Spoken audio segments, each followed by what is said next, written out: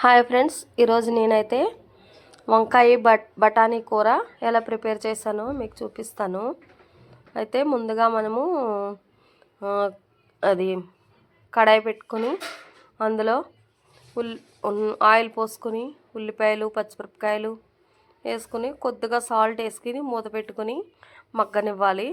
తర్వాత వేరే గిన్నెలో కొద్దిగా వాటర్ పోసుకొని వంకాయ ముక్కలు కట్ చేసుకుని వేసుకోవాలి.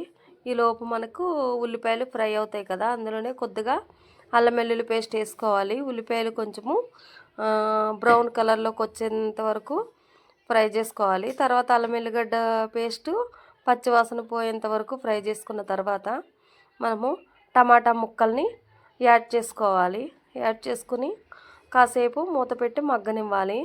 ఇప్పుడు మనము బఠానీలు అవి పచ్చి బఠానీలు అండి, నేను మార్కెట్లో తీసుకొచ్చి ఒలిసి శుభ్రం చేసి పెట్టుకున్నాను. అయితే అవిని వంకాయలు కట్ చేసుకుని పెట్టుకున్నాను. ఇప్పుడు మనకి టమాటా ముక్కలు మంచిగా మెత్తగా మగ్గినాయి. ఒక 5 నిమిషాలు అయితే మంచిగా మగ్గిపోతాయండి టమాటా ముక్కలు మూత పెడితే. అయితే మగ్గిన తర్వాత ఇప్పుడు వంకాయలని శుభ్రంగా కడుక్కొని యాడ్ చేసుకోవాలి. వంకాయలు యాడ్ చేసుకున్న తర్వాత అప్పుడు మనము కాసేపు మూత పెట్టి మగ్గనివ్వాలి. తర్వాత మనము శుభ్రం చేసుకున్న బఠానీలు ఉన్నాయి కదా, ఆ బఠానీ గింజలను కూడా మనము యాడ్ చేసుకోవాలి. యాడ్ చేసుకుని ఇవి కూడా కాసేపు మూత పెట్టుకోండి. వెంటనే ఉప్పు కారము వేస్తే బాగోదు కాబట్టి కాసేపు మగ్గనివ్వాలి. కాసేపు మగ్గిన తర్వాత అప్పుడు మనము కొద్దిగా పసుపు, అంటే మనకి కూరకు సరిపడినంత పసుపు వేసుకొని తర్వాత కారం కూడా యాడ్ చేసుకోవాలి. ఉప్పు అయితే నేను ముందుగానే వేసాను కాబట్టి మనము ఉప్పు లాస్ట్లో వేసుకోవచ్చు, అది సరిపోకపోతే. అందుకని నేను ఉప్పు వేయట్లేదండి. మళ్ళా మనం లాస్ట్లో చెక్ చేసుకున్నప్పుడు కూర అప్పుడు సరిపోకపోతే మళ్ళీ వేసుకోవచ్చు అన్నమాట. అయితే మనము పసుపు కారము యాడ్ చేసుకున్న తర్వాత ఇప్పుడు ఈ సరిపడినన్ని నీళ్ళు పోసుకోవాలండి. మరీ ఎక్కువ అవసరం లేదు, అలాగని తక్కువ వేస్తే వంకాయ ఉడకదు. అందుకనే మనము సరిపడినన్ని నీళ్ళు పోసుకోవాలి. కాసేపటికి మూత పెట్టి ఉడుకుతున్నప్పుడు చెక్ చేసుకోవాలి, ఎందుకంటే అడుగంటుతుందండి.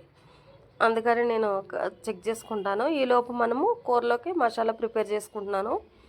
దంచడానికి టైం లేదు, అందుకే మిక్సీలో వేసుకుంటున్నానండి. కొద్దిగా జీలకర్ర, ధనియాలు, 2 ఎల్లుల్లిపాయ రెక్కలు, 2 ఇలాచీలు, 3 లవంగ మొగ్గలు, 1 అంగుళం దాల్చిన చెక్క వేసుకుని శుభ్రంగా మిక్సీ పట్టుకోవాలి. తర్వాత మనకి కూర దగ్గరికి అయిందండి. ఇప్పుడు మనం మసాలాను యాడ్ చేసుకోవాలి. కాసేపు ఉడకనివ్వాలి. చూసారా, మొత్తం వాటర్ అంతా ఇంకిపోయింది, వంకాయలు కూడా మెత్తగా ఉడికినాయి. ఇప్పుడు మనం ఏం చేయాలంటే ఒక బౌల్ తీసుకుని ఆ కూర మొత్తం అందులోకి షిఫ్ట్ చేసుకోవాలి. ఇది మనకి చపాతీల్లోకి కానీ అన్నంలోకి కానీ చాలా బాగుంటుందండి. నేను కూడా అప్పుడప్పుడు ఇలా పచ్చి బఠానీలు దొరికినప్పుడల్లా చేస్తూ ఉంటాను. ఇప్పుడు లాస్ట్లో కొత్తిమీర చల్లుకొని గార్నిష్ చేసుకోండి. ఓకేనా ఫ్రెండ్స్?